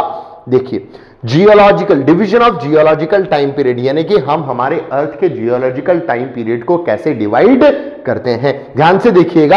एक होता है pre Cambrian time period. Pre Cambrian मतलब कैम्ब्रियन सी के आसपास की बात की जा रही है। कैम्ब्रियन सी में भी किस पर्टिकुलर जीव का जन्म भी नहीं हुआ था, या उसके जन्म के दौरान उस पर्टिकुलर टाइम ड्यूरेशन को बताया। आप ऐसा याद रख लीजिए कि ये वो पुराना टाइम है जिस समय अर्थ के क्रस्ट का फॉर्मेशन भी पूर्ण रूप से नहीं हुआ, और जब होता है तो क्या हो रहा है इसकी कहानी हमें यहां देखने को मिलती है। फिर उसके बाद आता है पैलियोजोइक। पैलियोजोइक वर्ड में जो पी है उससे आप प्रिमिटिव समझ लीजिए, मतलब ये प्रिमिटिव दौर है जिस पर्टिकुलर दौर में एक सिंगल सेलुलर ऑर्गेनिजम्स का फॉर्मेशन होना स्टार्ट हो चुका थे। माइक्रोस्कोपिक लिविंग ऑर्गेनिजम्स का जन्म इस प्री कैम्ब्रियन सी में होना, कैम्ब्रियन सी में होना शुरू हो चुका था। उसके बाद आता है मीजोजोइक। मीजोजोइक वो एक इंटरमीडिएटरी टाइम पीरियड है जिस टाइम पीरियड के दौरान जो जीव है उनका जन्म तो हो चुका था, और वो जीव ओशन से सरफेस में भी आना शुरू हो चुके थे, और यही पर्टिकुलर जीव ने अपनी पॉपुलेशंस को इतना ज्यादा बढ़ा लिया था जिसके कारण किसी एक पर्टिकुलर जाति और प्रजाति के जीव का पूरी की पूरी अर्थ पर कह सकते हैं कि डोमिनियंस सा हो गया था। ऐसी कुछ बातें की जाती है। तीसरा आता है सिनोजोइक एरा। सिनोजोइक एरा एक ऐसा एरा है जिस पर्टिकुलर दौर में मॉडर्न वर्ल्ड की शुरुआत होती है और होमो सेपियंस या फिर ह्यूमंस नाम की प्रजाति के एनिमल का जन्म भी होता है, और इसी के साथ साथ जो पुरानी प्रजाति ऑफ लिविंग ऑर्गेनिजम्स है वो कंप्लीटली वाइप्ड आउट हो जाती है। तो ऐसे दौर को ये पर्टिकुलर टाइम पीरियड दर्शाता। यहां पर आपको एक छोटा सा डायग्राम देखने को मिल रहा होगा कि जो कहानी शुरू हुई है वो लगभग 2.5 मिलियन ईयर अगो से शुरू हुई है, पर उससे भी पहले 4.6 बिलियन ईयर अगो पहले अर्थ का फॉर्मेशन हुआ, अर्थ का ओरिजिन हुआ from that particular big bang. जब 4.6 बिलियन ईयर अगो पहले हुआ और 2.5 बिलियन ईयर अगो पहले तक अर्थ की सरफेस पे सिर्फ मॉल्टन रॉक्स और लावा ही प्रेजेंट था, और वो मॉल्टन रॉक्स और लावा समय के साथ सॉलिडिफाई हुआ और उसने क्रस्ट को फॉर्म किया, और उसी पर्टिकुलर क्रस्ट पर बाद में ये सारी लाइफ जनरेट हुई। मैंने आप लोगों को बताया कि मीजोजोइक एरा वो इंटरमीडिएटरी दौर था जिस पर्टिकुलर दौर में किसी एक जीव का पूरी की पूरी अर्थ पर बोलबाला था, जिस टाइम पीरियड को जुरासिक और टेरासिक टाइम पीरियड पे आप समझते हैं, जब अर्थ की सरफेस पे डोमिनेंटली डायनासोर्स राज करते थे। और वही एक टाइम पीरियड आया क्रिटेशियस टाइम पीरियड, जिस क्रिटेशियस टाइम पीरियड में ये पूरे के पूरे डायनासोर अर्थ से वाइप्ड आउट हुए। इसी दौर में कार्बोनिफेरस एरा आता है जिस समय हमें सबसे ज्यादा कोल या फॉसिल्स डिपॉजिट्स अर्थ की सरफेस पे देखने को मिलते हैं। आया समझ में? उसके बाद जो दौर आता है वो सिनोजोइक एरा, जिसमें मॉडर्न वर्ल्ड की शुरुआत भी होती है और अर्थ की सरफेस पे सबसे ग्रीडी प्रजाति का जन्म होता है जिसका नाम है ह्यूमन बीइंग्स। पॉइंट समझ में आया? मेरे अकॉर्डिंग हो सकता है आप इससे एग्री ना करें। तो ऐसा कुछ अर्थ के जियोलॉजिकल टाइम स्केल या अर्थ के इवोल्यूशन की कहानी है जो आगे हम कुछ पर्टिकुलर स्लाइड्स में और बहुत जल्दी खत्म करने वाले हैं। चलिए ध्यान से देखिएगा। इनिशियल टाइम पीरियड को बताया गया है कि अर्थ की सरफेस जो है वो मॉल्टन फॉर्म में प्रेजेंट है। किस दौर की बात करें? प्री कैम्ब्रियन एरा की बात की जा रही है। प्री कैम्ब्रियन एरा वो एरा है जो बताता है कि अर्थ की सरफेस भी फॉर्म्ड नहीं हुई, मतलब इवन अर्थ की क्रस्ट का फॉर्मेशन भी नहीं हुआ। अर्थ की सरफेस जो है वो कंप्लीटली मॉल्टन लावा की फॉर्म में प्रेजेंट थी। तो अर्थ की सरफेस पे लिविंग ऑर्गेनिज्म की बात करना तो बेकार ही है, किसी भी फॉसिल्स की बात करना भी बेकार है। अर्थ की सरफेस पे वो मोल्टन लावा जो है वो नई नई रॉक्स बनाने की कगार पे होगा, या इस समय तो सिर्फ रॉक्स का फॉर्मेशन हो सकता है। पॉइंट समझते हैं। देखो, फॉर्मेशन ऑफ कॉन्टिनेंटल शील्ड्स मतलब कॉन्टिनेंट्स और कॉन्टिनेंटल की ऊपर की जो सरफेसेस है उसका फॉर्मेशन हुआ। उसके बाद रॉक्स का फॉर्मेशन हुआ, जैसे आर्कियन रॉक्स हो गया, विंध्यान रॉक्स हो गया, कुडप्पा रॉक्स हो गया। और ये रॉक्स जो है वो रिच थी बहुत सारे मिनरल्स लाइक आयरन हो गया, गोल्ड हो गया, कोबाल्ट हो गया, मैग्नीज हो गया। और इसी समय या इस समय के एंड होते होते या फिर लेट प्री कैम्ब्रियन एरा के समय में अर्थ की सरफेस पे कुछ सिंगल सेल्ड या फिर प्रिमिटिव लाइफ के जीवों का जन्म भी हो गया होगा। देखो, जैसे प्री कैम्ब्रियन टाइम पीरियड को 3 टाइम पीरियड्स में डिवाइड किया गया है। एक है हीडियन इयॉन्स। हीडियन इयॉन्स वो टाइम पीरियड है जब अर्थ की सरफेस पे वायलेंट वॉल्केनिक इरप्शंस हो रहे थे। एक है आर्कियन इयॉन। आर्कियन इयॉन वो है जब आर्कियन सागर में सिंगल सेलुलर ऑर्गेनिजम्स का जन्म होना शुरू हो चुका था। और एक है प्रोटो इरोजोइक इयॉन, जिस पर्टिकुलर दौर में ये जो जीव जंतु हैं वो अपना मॉडिफाइड स्ट्रक्चर डेवलप्ड करना शुरू हो चुके थे। तो ओवरऑल आपको ये समझ में आ रहा है कि ज्यादा इसमें कुछ नहीं हुआ, पर अर्थ के क्रस्ट का फॉर्मेशन हुआ कब? प्री कैम्ब्रियन दौर में। उसी के साथ साथ अर्थ की सरफेस पे मिनरलॉजी का फॉर्मेशन हुआ, या बहुत सारा मिनरल्स जो है वो मिलना शुरू हुआ। उसी के साथ साथ यहां पर कुछ सिंगल सेलुलर या लाइफ की बिगिनिंग जो है वो होती है दिस पर्टिकुलर टाइम पीरियड से। पॉइंट समझ में आया? आगे देखते हैं। एक आता है पैलियोजोइक। मैंने आपको बताया कि ये अपने आप में प्रिमिटिव टाइम दौर ही था, बहुत ज्यादा मॉडिफिकेशंस यहां पर नहीं देखने को मिला। क्या है? 6 पीरियड होते हैं, कैम्ब्रियन, ऑर्डोविशियन, सुलेरियन, डोवियन, कार्बोनिफेरस एंड पेरिमिन। ये जो पर्टिकुलर टाइम पीरियड है ये अपने आप में अलग अलग कहानी को दर्शाते हैं कि किस पर्टिकुलर दौर में हमारे यहां पर किस जीव का बोल बाला था। जैसे यहां पर आपको देखने को मिल रहा होगा कि लगभग 540 million year ago Cambrian explosion हुआ, जिसमें बहुत सारे एनिमल्स जो हैं उनका स्केलेटन हमें देखने को मिलता है। फर्स्ट वर्टिब्रेट्स कैम्ब्रियन सागर में हमें देखने को मिले। उसके बाद पहला लैंड प्लांट भी इसी दौर में हमारे पास आता है। उसके बाद फर्स्ट जॉब फिश सुलेरियन सागर में देखने को मिली। फिर उसके बाद फर्स्ट इंसेक्ट हमें देखने को मिले। उसके बाद फर्स्ट लैंड वर्टिब्रेट्स आए, रेप्टाइल्स आए, इंसेक्ट्स आए और मास एक्सटेंशन भी हमें देखने को मिला प्रीमेनियन एरा में, प्रीमेनियन टाइम ड्यूरेशंस में। उस समय अर्थ की सरफेस से एक large community of living organism जो है वो वाइप्ड आउट हो गई। तो ये एक ऐसा दौर है जिस दौर में किसी एक लिविंग ऑर्गेनिज्म का बोलबाला भी समझ में आ रहा है, और एक लिविंग ऑर्गेनिज्म जो है वो अर्थ की सरफेस से जन्मों जन्मों के लिए वाइप्ड आउट होता हुआ भी नजर आ रहा है। Palaeozoic era 600 million year ago से 225 मिलियन ईयर अगो तक की कहानी हमें ये बताता है। पहली बार अर्थ की सरफेस पे लाइफ या लाइफ के स्केलेटन हमें इस दौर के मिलते हैं। पहला वर्टिब्रेट्स, पहला लैंड प्लांट्स, पहला इंसेक्ट और पहले फ्लाइंग या विंग्ड इंसेक्ट जो है इसी पर्टिकुलर दौर का हमें देखने को मिलता है। और इस पर्टिकुलर समय में बहुत ज्यादा मास एक्सटेंशन भी हुआ, जिसके कारण यहां पर कोल का फॉर्मेशन भी हमें देखने को मिलता है। और इसी पर्टिकुलर दौर का कोल हमारे पास आता है जिसे हम कार्बोनिफेरस एज या कोल एज भी कहते हैं। पॉइंट समझ में आया? नेक्स्ट है मीसोजोइक एरा, एक ऐसा दौर जिस पर्टिकुलर दौर को मीडियम दौर कहा जा सकता है। मीडियम बोले तो इंटरमीडिएटरी दौर, पर इस दौर को अगेन 3 अलग अलग पार्ट्स में डिवाइड किया गया है। एक है ट्रासिक, एक है जुरासिक, एक है क्रिटेशियस। ट्रासिक, जुरासिक और क्रिटेशियस टाइम दौर जो है उन तीनों में क्या अंतर है? एक पर्टिकुलर दौर में ये ध्यान से देखिएगा कि जब हम ट्रासिक की बात करते हैं तो ऐसे कुछ लिविंग ऑर्गेनिज्म, जिजेंटिक लिविंग ऑर्गेनिजम्स अर्थ की सरफेस पे देखने को मिलते हैं। जब हम जुरासिक की बात करते हैं तो हमें ह्यूज डायनासोर्स देखने को मिलते हैं जो बोथ टाइप के थे। हर्बीवोर्स भी देखने को मिलते हैं एज वेल एज कार्निवोर्स भी देखने को मिलते हैं। और एक आता है क्रिटेशियस टाइम पीरियड, उस समय हमारे पास कार्निवोर्स डायनासोर्स जो हैं उनकी प्रजाति सामने आती है जो अपने आप में बहुत ज्यादा वायलेंट होते हैं, और ये अपने आप में एक आखिरी एज होती है जिसके बाद due to the impact of meteor shower, या फिर हम कह सकते हैं कि अर्थ की सरफेस पर आने वाले बहुत सारे छोटे बड़े एस्ट्रॉइड्स के कारण कुछ इतना टेम्परेचर राइज अप होता है कि ये पूरे लिविंग ऑर्गेनिज्म वाइप्ड आउट हो जाते हैं। तो हमारा जो दौर है वो है मेसोजोइक एरा, जो अपने आप में 3 डिफरेंट पीरियड्स में डिवाइडेड है। इसी को age of reptiles and dinosaurs भी कहा जाता है, और पहला बर्ड एंड मैमल्स जो है इस दौर में अपीयर्ड होता है। उसके बाद लिखा हुआ है breakup of Gondwana and Tethys sea existence. ये पॉइंट याद रखिएगा कि मेसोजोइक एरा वो एरा था जिस पर्टिकुलर समय में हमारा एक ह्यूज सब कॉन्टिनेंटल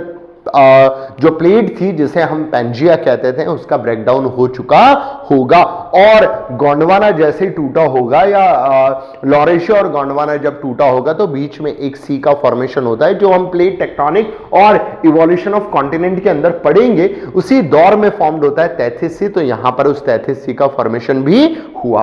उसके बाद हम बात करते हैं ended with the extension of dinosaur. ये पॉइंट भी हमें याद रखना है कि क्रिटेशियस दौर वो दौर था जिस दौर में यहां से सारा का सारा डायनासोर लिविंग ऑर्गेनिज्म जो है वो वाइप्ड आउट हो जाता है। इसके बाद बात की गई है सिनोजोइक एरा, जो अपने आप में प्रेजेंट या मॉडर्न एज तक लाता है। एक ऐसा दौर जिस पर्टिकुलर दौर में एक ऐसे लिविंग ऑर्गेनिज्म का जन्म होता है जो आज तक प्रेजेंटली राज कर रहा है। Age of mammals and humans इसे कहा गया। इसमें जो पीरियड्स हैं वो है tertiary and quaternary. Tertiary period और क्वाटरनरी पीरियड्स की हमें बहुत सारी रॉक्स भी देखने को मिलती है। बेसिकली टर्शरी पीरियड्स में बहुत सारे प्लेन्स और एलुवियल सॉइल जैसी सॉइल्स का फॉर्मेशन हुआ। और अगर हम बात करते हैं क्वाटरनरी टाइम पीरियड्स, तो एक ऐसा दौर जिस पर्टिकुलर दौर में ह्यूमंस का इवोल्यूशन भी हुआ। Rise of modern continents as well as Himalayas and Alps are formed. Ice age during Pleistocene modern man evolved, और Holocene era the age of civilization, the age of कह सकते हैं कि एक ऐसा पर्टिकुलर एज जिस पर्टिकुलर एज में modern growth हुई एज वेल एज बहुत सारी सिविलाइजेशंस का जन्म हुआ। तो ये दौर हमें बताता है कि अर्थ की सरफेस पे जो मॉडर्निटी है उस मॉडर्निटी ने कैसे जन्म लिया था। पॉइंट समझ में आया होगा। और इसी के साथ साथ यहां पर आपको एक डायग्राम भी देखने को मिल रहा है कि सिनोजोइक टाइम पीरियड पे अर्थ पर कॉन्टिनेंट्स से ड्रिफ्टिंग स्टार्ट हो चुकी थी, और यही पर्टिकुलर कॉन्टिनेंट्स नए कॉन्टिनेंट्स को जन्म दे रहे थे। तो ये चीजें यहां पर बताई गई है। पॉइंट समझ में आया होगा, क्लैरिफाई हुआ। तो ये जो पर्टिकुलर दौर है बच्चों, इस दौर से हमें पता चलता है कि अर्थ की सरफेस पर डिफरेंट टाइम पीरियड में किस किस चीजों का फॉर्मेशन हुआ, और यही था अर्थ का जियोलॉजिकल टाइम स्केल। आप लोगों को सिर्फ इतनी सी चीजें याद रखनी है। अगर हम जियोलॉजिकल टाइम स्केल की बात करते हैं तो उसको बेसिकली इन 4 मेजर डिविजन्स में डिवाइड किया जाता है। प्री कैम्ब्रियन दौर वो जिसमें अर्थ के क्रस्ट का फॉर्मेशन हुआ। फिर आता है पैलियोजोइक जिस पर्टिकुलर समय में अर्थ की सरफेस पे लिविंग ऑर्गेनिजम्स का जन्म हुआ, और एक ऐसा दौर आया जिस दौर में ये लिविंग ऑर्गेनिज्म वाइप्ड आउट भी होता है जिसके कारण ह्यूज कोल फॉर्मेशन हुआ।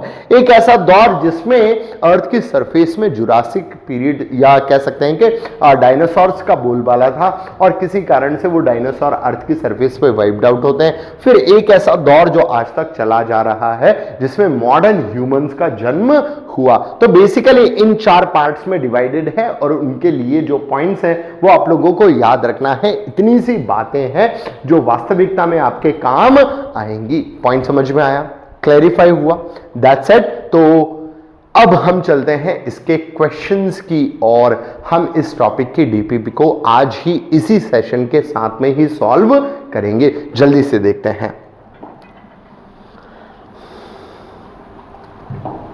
चलिए, यहां पर पहला क्वेश्चन है, which of the following is are cited by the scientist as evidences of Ordovician for the continued expansion of universe? Evidences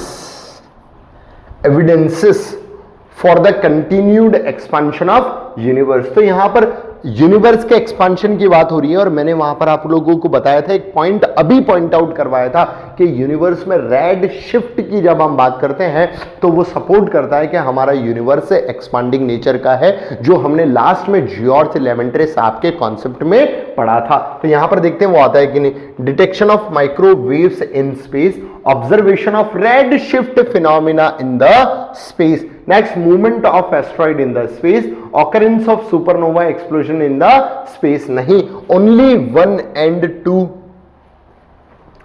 detection of microwaves in space and observation of redshift phenomena in space. तो हमने इस point पर बात की थी कि वास्तविकता में अर्थ की सरफेस पर जो हमारे एंटायर ये जो पर्टिकुलर सोलर सिस्टम है या ये पर्टिकुलर यूनिवर्स जो है, उस यूनिवर्स में जो एनर्जी का फ्लो है, वो जो एनर्जी में रेड कलर का जो हम शिफ्ट देखते हैं या एनर्जी का जो शिफ्ट देखते हैं, this is the main reason behind जो हम ये कह सकते हैं कि अर्थ का और इवन सभी सोलर सिस्टम्स के सभी प्लैनेट और यूनिवर्स के सभी सेलेस्टियल बॉडीज का जन्म कुछ इस प्रकार हुआ। नेक्स्ट है, which of the following is an alternative theory of big bang 2 developed in 1948 stating that the universe does not change even though it is not expanding over the time. मतलब क्योंकि big bang तो हमें ये बताता है कि वास्तविकता में जो हमारा एंटायर यूनिवर्स है वो एक्सपैंड हो रहा है, पर इसी के अपोजिट एक और थ्योरी आई थी जिसका नाम है स्टडी स्टेट थ्योरी, जो ये बताती है कि चीजें जो है वो एक्सपांड नहीं हो रही है, चीजें अपनी जगह पर स्थिर प्रेजेंट हैं। तो वो है steady state theory of universe. Next question, with reference to the nebular hypothesis, पहले ये बताइए कि नेबुलर हाइपोथेसिस किसने दिया था, जल्दी से कमेंट करिए, मैं अभी देखता हूं। उसके बाद nebular hypothesis proposed bye can't and Laplace, can't साहब जो है उन्होंने गैसियस हाइपोथेसिस दिया था और नेबुलर हाइपोथेसिस जो है वो लाप्लास साहब ने दिया था, पर दोनों लगभग आइडेंटिकल जैसे ही थे, इस वजह से दोनों का नाम लिखा हुआ है। कंसिडर द फॉलोइंग स्टेटमेंट, तो both Kant and Laplace proposed the solar system originating from single nebular mass, single nebular mass, बिल्कुल ठीक है। फिर Kant consider the nebula to be cooled, diffused, cooled and gases, the dust that contracted under gravity, बिल्कुल ठीक है, under gravity, बिल्कुल ठीक है। और Laplace assume that the nebular mass to be hot and rotating form which the planets were formed as rings supported and condense, separated and condense, exactly, यानी कि 1, 2 and 3 all are correct, ठीक है, ये बात हम कर चुके हैं, इस वजह से इतने जल्दी चल रहे हैं। टाइडल थ्योरी जो है वो किसने दी थी, जेम्स एंड जेफरी ने। उन्होंने बताया था कि एक नहीं दो सेलेस्टियल बॉडीज के इंटरेक्शन के कारण फॉर्मेशन हुआ है। Condensation of the rotating gaseous nebula नहीं, material pulled out from the sun by a passing star and its gravitational force, ये बिल्कुल सही है। Collision of 2 star framing planets नहीं, एक्रीशन ऑफ प्लैनेट सिस्टम्स नहीं, एग्जैक्टली क्लाउड नहीं हुआ था, 2 प्लैनेट या 2 से अधिक चीजों के इंटरेक्शन के कारण ही फॉर्मेशन हुआ है, ऐसा जेम्स एंड जेफरी साहब का टाइडल हाइपोथेसिस एक्सप्लेन कर रहा है। Supernova hypothesis proposed bye Hoyle suggested that, अब अगेन जो सुपरनोवा हाइपोथेसिस था उसमें यह बात की गई थी कि जो हमारा एग्जिस्टिंग स्टार है, मैंने बहुत अच्छे से आपको डायग्राम भी बताया था, उसके पास जो कैंपेनियन स्टार है, उस पर्टिकुलर कैंपेनियन स्टार में एक ह्यूज एक्सप्लोजन होता है जो बहुत सारी गैसेस रिलीज करता है और वो गैसेस एग्जिस्टिंग स्टार के आसपास कंडेंस होती है, कुछ ऐसा हमने पढ़ा है। तो planets were formed from a rotating cold nebula around the sun, ठीक है। दूसरा पॉइंट पर लेते हैं, the solar system originated from the material ejected by a nearby supernova explosion, ये तो सही लग रहा है। Planets were captured by the sun from the another star, नहीं होना चाहिए। Planets formed by the gradual accumulation of cosmic dust, ये बात भी कॉस्मिक डस्ट के बारे में इन्होंने बात नहीं की गई थी और ये भी नहीं, यानी कि आंसर हो गया हमारा बी। नेक्स्ट देख लेते हैं, which of the following is implication of Hubble's law for homogeneous isotopic universe? There is a special center where being the Big Bang occurred, ठीक है। All observed galaxies moving away from the sun on average, ठीक है। Only the Milky Way is expanding, नहीं। Galaxies are stationary, ये भी नहीं होना चाहिए, ये भी नहीं होना चाहिए, और ये सही है, there is a special centre where the big bang occur, और all observe galaxies moving away from, नहीं ये भी नहीं, ये इसका करेक्ट है, पर आई एम सॉरी कि यहां पर बहुत सारे जो लेटर्स हैं या जो टाइपिंग मिस्टेक है उसके लिए, ठीक है। चलिए next, the abundance of which elements provide strong support for big bang nucleosynthesis. तो हाँ एग्जैक्टली मैंने यहां पर यह भी बात की गई थी कि वास्तविकता में किसी भी पर्टिकुलर ह्यूज एक्सप्लोजन को होने में या हीट और लाइट एनर्जी के रिलीज होने का सबसे बड़ा कारण क्या होता है, तो वो होती है गैसेस, जैसे कि हाइड्रोजन और helium. This particular gases is mostly responsible to give birth to supernova, जो न्यूक्लियर रिएक्शन के कारण ही होता है। तो ये पॉइंट भी हमें याद रखना है, क्वेश्चन बढ़िया था। According to the interstellar hypothesis proposed by the Smith and Motts were formed. अब इंटरस्टेलर हाइपोथेसिस में ऐसा कहा गया था कि जो बहुत सारा कॉस्मिक डस्ट और बहुत सारा पार्टिकल्स जो है वो एक दूसरे की तरफ फोर्स ऑफ अट्रैक्शन के कारण अट्रैक्ट होता है, और उसी फोर्स ऑफ अट्रैक्शन के कारण चीजें जो है उनका नया नया फॉर्मेशन होता है। तो materials pulled from the close binary star due to the tidal force, ठीक है। Condensation of the dust and gases in a hot nebula, interstellar dust and gas cloud already present in the space, ring ejected from the surface by rotation. Hypothesis, चलिए फटाफट से answer कर दीजिए, इसका answer क्या होगा।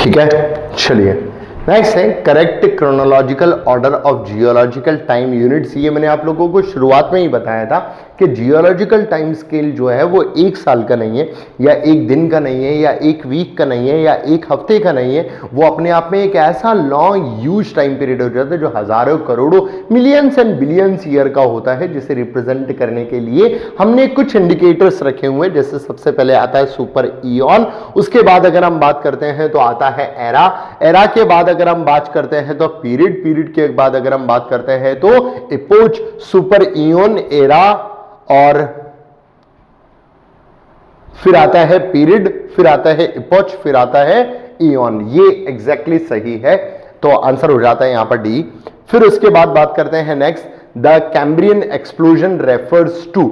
कैम्ब्रियन एक्सप्लोजन की बात की जाती है तो sudden increase in the volcanic activity, ठीक है। The appearance of first multi cellular organism, movement of the plate tectonic. अगर हम यहां पर बात करते हैं तो इंक्रीज इन वॉल्केनिक एक्टिविटीज। तो कैम्ब्रियन एक्सप्लोजन जो है वो बेसिकली हमें इसके बारे में भी बताता है। और अपीयरेंस होता है यहां पर प्री मल्टी सेलुलर की तो हम बात ही नहीं कर सकते क्योंकि सिंगल सेलुलर ऑर्गेनिजम्स का फॉर्मेशन होता है। Mesozoic era is also known as the age of reptiles. क्यों? क्योंकि यहां पर हमें बहुत सारे रेप्टाइल्स देखने को, डोमिनियंस ऑफ रेप्टाइल्स देखने को मिलता है, including the dinosaur. It was characterized by the first appearance of mammals, नहीं, ये तो हमें सिनोजोइक एरा में देखने को मिलेगा। Marked by the rise of hovering planets, ठीक है, नहीं। और फिर उसके बाद it was the time when human first appeared, नहीं हो सकता। According to the latest radiometric dating, what was the age of the earth? Around 4.5 billion year ago. इतना कुछ टाइम पीरियड हमें बताता है। फिर उसके बाद बात होती है हेलोसिन एपोच की, is characterized by the first rise of human civilization बिल्कुल है। द डोमिनेंस ऑफ रेप्टाइल नहीं होना चाहिए। Formation of first super continent नहीं होना चाहिए। अपीयरेंस ऑफ मैमल्स या राइज ऑफ ह्यूमन सिविलाइजेशन, ये बिल्कुल सही है। नेक्स्ट आता है during the geological period was the most of the world's coal formed Carboniferous era, ये भी हम बात कर चुके हैं।